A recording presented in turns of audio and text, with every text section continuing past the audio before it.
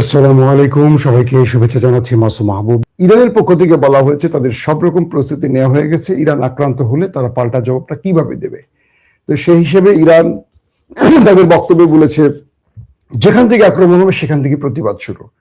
এবং এখানে খুব ইন্টারেস্টিং একটি তথ্য পাওয়া গেছে যে ইরান চীনের কাছ থেকে একটি দুর্দান্ত যুদ্ধ বিমান চেয়েছে এবং কিছু ক্ষেপণাস্ত্র সিস্টেম চেয়েছে। এর মধ্যে জে-10 সিরিজ, সামান্ডিন থান্ডার আরো বেশ কিছু প্রবেশ করেছে এমনটি আমরা জেনেছি। এবং রাশিয়ার থেকে 35 প্রবেশ করেছে ইরানের হাতে, এটিও মোটামুটি কনফার্ম তথ্য পাওয়া গেছে। 35 তো জানেন আপনারা, পঞ্চম প্রজন্মের যুদ্ধ বিমান। তো এই ক্ষেত্রে ইন্টারেস্টিং ব্যাপার হলো যে যদি ইরান আক্রান্ত হয়, ইরানের টার্গেট থাকবে আরব সাগরে যে মার্কিন এয়ারক্রাফট ক্যারিয়ারটি এসছে, সবচেয়ে বড় রণতরী বলা হচ্ছে যে কয়েক হাজার কোটি টাকার নির্মিত, কয়েক হাজার কোটি ডলারের নির্মিত এই এয়ারক্রাফটটি হলো আমেরিকার গর্ব। ইরান চেষ্টা করবে এটাকে খেয়ে দিতে।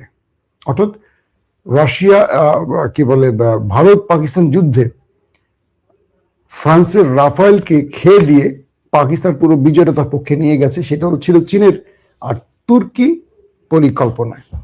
এবার ইরানের টার্গেট হবে যে তাদেরকে আক্রমণের জন্য আমেরিকা যে ব্যবস্থাগুলো নিয়ে আরব সাগরে বা ইরানের নিকট কোনো জায়গায় প্রবেশ করেছে, যে কোনোভাবে, সেটা তুর্কি হোক বা সেটা ইরানের তৈরি হোক বা চীনের তৈরি কোন একটি সিস্টেম দিয়ে, সেটা ইলেকট্রনিক্স ওয়ারফেয়ার হতে পারে, ড্রোন হতে পারে, মিসাইল হতে পারে, কোন একটি দিয়ে এই এয়ারক্রাফটটিকে খেয়ে দেয়া।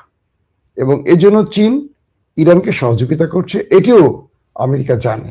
কারণ ইরান আক্রান্ত হলে ইরান যে কি করতে পারে সেটা কম বেশি আমরা জানি, সেটা আমাদের চেয়ে বেশি জানি ইসরায়েল। মোটামুটি নাস্তানুবোধ করে ছেড়ে দিয়েছে। তো এই পরিকল্পনায় এই মুহূর্তে দেশ দুটো যুদ্ধের জন্য সর্বোচ্চ প্রস্তুতি নিয়ে আছে। যে কোনো সময় আপনারা হয়তো খবর পাবেন ইরানে আক্রমণ শুরু হয়ে গেছে এবং ইরানও পাল্টা জবাব দেওয়া শুরু করেছে। প্রশ্ন হতে পারে, ইরান কি আমেরিকার সাথে পারবে? এই উত্তরটা আমি দেব না। এই উত্তরটা আমি দেব না কেন? আজ পর্যন্ত রাশিয়া ইউক্রেনের সাথে পেরে ওঠে নাই, যুদ্ধ থামেনি এখনো। রাশিয়া হাজার হাজার সেনা হারিয়েছে, আপনারা দেখেছেন। এত বড় দেশ ইউক্রেনের সাথে পারেনি। তো যুদ্ধটা আসলে শুরু করা খুব সহজ, এটা বিজয় নিয়ে ফিরে যাওয়া কঠিন। কারণ আমেরিকা আফগানে বিজয় পায়নি, আমেরিকা ইরাকে বিজয় পায়নি, আমেরিকা সিরিয়াতে বিজয় পায়নি, সোমালিয়াতে পায়নি। আমেরিকার লাস্ট গত 50 বছরে একটি বিজয় দেখিনি, কোনো রাষ্ট্র ধ্বংস করা ছাড়া বিজয় নিয়ে আমেরিকা ফিরতে পারেনি। সো ইরানের মতো একটি দেশকে স্ট্রাইক চালিয়ে কিছু ক্ষতি করা ছাড়া কিছু করতে পারবে না। আর ইরানও বলেছে যে তারা আক্রান্ত হলে পাল্টা প্রতিশোধ তারা নেবেই, সেটা আমেরিকা হোক, যে কেউ হোক। এখন আমেরিকা কি ইরানকে ভয় দেখিয়ে দমিয়ে রাখবে, নাকি সত্যিকার অর্থে ফুল ফ্রেম যুদ্ধে চলে যাবে? এটা যে কোনো সময় হয়তো আমাদের সামনে বাস্তবায়ন হয়ে যেতে পারে। কারণ বিশ্ব পরিস্থিতি বা ওয়ার্ল্ড অর্ডার যেদিকে আগাচ্ছে, তাতে করে মনে হচ্ছে আমরা মধ্যপ্রাচ্যে আরেকটা বড় যুদ্ধ দেখতে যাচ্ছি। আমরা যুদ্ধ চাই না, আবারও বলছি, যুদ্ধের বিপক্ষে আমরা শান্তির পক্ষে। কিন্তু পৃথিবী আবারও অশান্তির দিকে যাচ্ছে। সর্বোপরি সবার দোয়ার প্রয়োজন। কারণ ইরান আক্রান্ত হওয়ার পর তাদের টার্গেট হবে পাকিস্তান, তুরস্ক সহ আরো অনেক দেশ। যারাই তাদের সামনে থ্রেট হবে, যারাই তাদের সামনে মাথা উঁচু করে কথা বলবে, সেই মাথাটাকে তারা ভেঙে দিতে চায়। আমার মনে হয় আল্লাহর পরিকল্পনার কাছে যে কেউ পরাজিত হবে। আল্লাহ কি চান সেটা হয়তো আমরা জানি না। এই সময় মুসলিম বিশ্বকে ঐক্যবদ্ধ হতে হবে, দাঁড়াতে হবে তাদের ভাইদের পাশে। আরব রাষ্ট্রের উদ্দেশ্যে আমাদের বার্তা থাকবে একটি, ইরানে আক্রমণের আমেরিকাকে কেউ যেন অনুমতি না দেয়।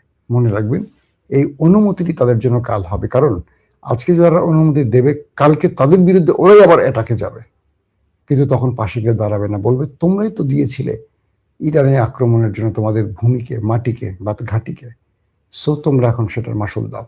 শত্রুরা আমাদেরকে এভাবেই সবার থেকে বিচ্ছিন্ন করে। এটা আমাদের জন্য একটা বড় শিক্ষা। দর্শক, আজকের মতো বিদায় নিচ্ছি। প্রত্যেকে ভালো থাকবেন। আল্লাহ হাফিজ।